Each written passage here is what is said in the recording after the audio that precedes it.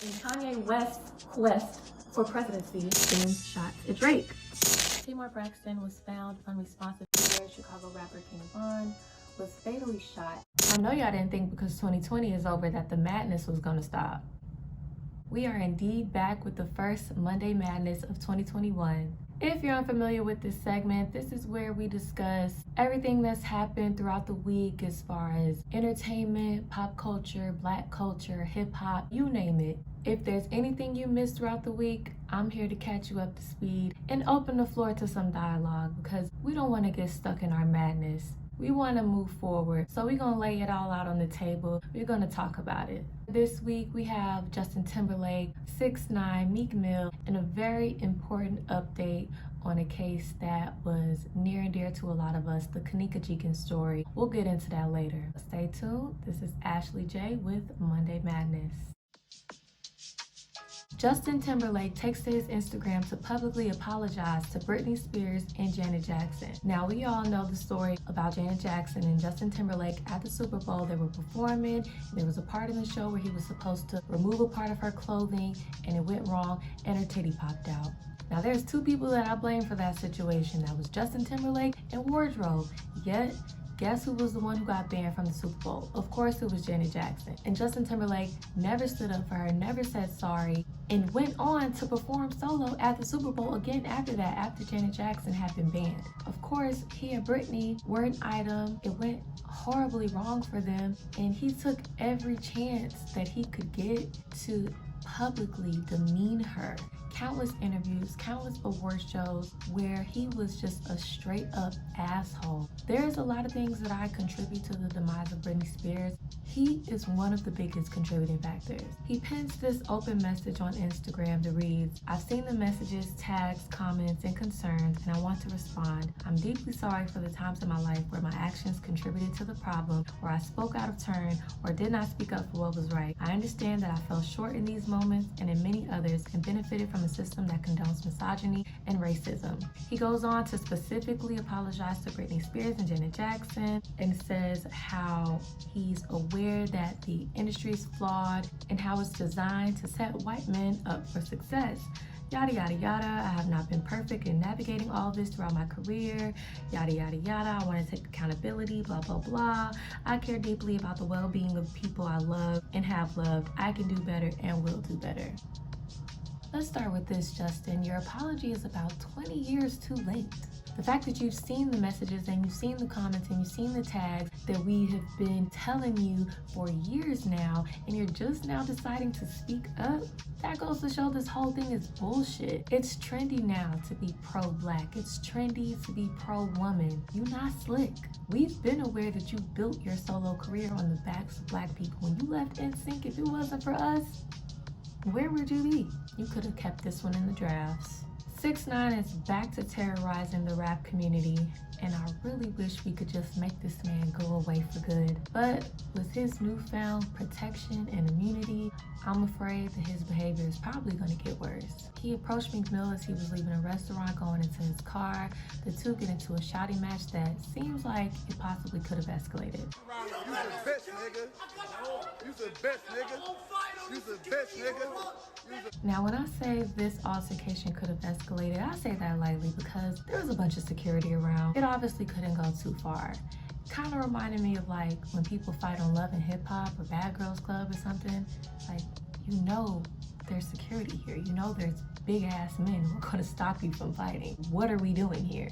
The whole thing was weird. I'm really not even sure what the two are fighting about. I mean, I know that Meek Mill's been very vocal about 6ix9ine and how he's a snitch and how he's a rat.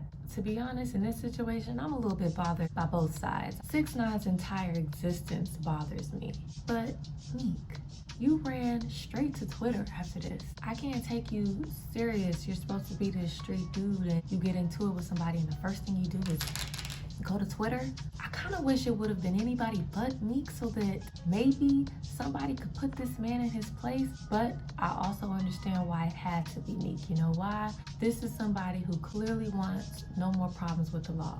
And I truly, wholeheartedly believe the 6ix9ine has been sent to get a lot of people in trouble. He never wanted to be a rapper. He wanted fame and he wanted clout and he wanted money. And he was willing to do whatever they told him to do to get it. So now this is who he is and this is his role within our community.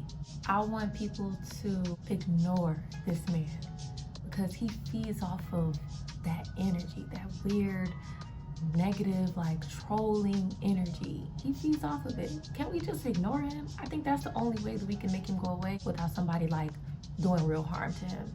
And Meek Mill, I need for somebody to take your phone because what is happening? Okay.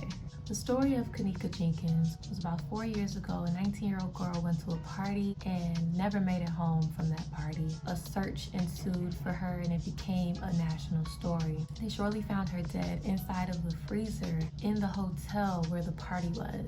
This story was crazy because it was such a mystery. Her friends went live that night and there was some sketchy things going on. There was some shady things that came out about the girls that she went to the party with and what type of things they were into. And there was video surveillance of her stumbling around the hotel for over an hour. And then somehow she just ended up in this freezer. And they tried to say that it was an accident. She was drunk and she just walked into the freezer and locked herself in on accident. There is now a witness statement that has popped up on social media from one of the men who has alleged to be on the scene of her murder. He says that she walked into the kitchen as he and 2 other hotel employees were smoking and chilling. She walks in and the other guy knows her. So they begin to talk, but they all notice that she's very drunk. Then he begins to try to have sex with her. After he starts having sex with her, the other guy also has sex with her. Things get too rough and the other guy ends up slamming her on her face where she begins to bleed and things continue to get rough and she tries to fight back, and that's where it's a lot of gruesome details, but basically he says that this guy is the reason why she passed away because he put her in that freezer and they left.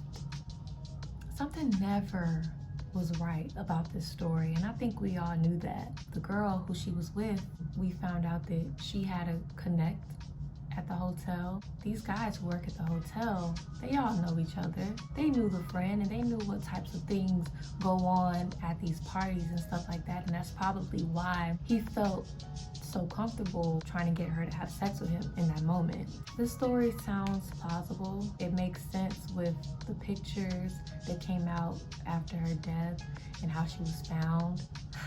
It's so unfortunate though, you know, it sucks for the family. These wounds have to be reopened, still with no clear answers though. The case was closed a few days before this statement came out. So why did that statement not reopen the case? Is this witness statement even real? Why is it just now popping up on the internet? So many questions, still a mystery. Rest in peace, Kenneka Jenkins. That's all I have, y'all. This was the first Monday Madness of 2021. Thank you guys for tuning in. Leave your comments down below on any of the topics that we discussed. Remember to like, share, subscribe to my YouTube channel. See you next time.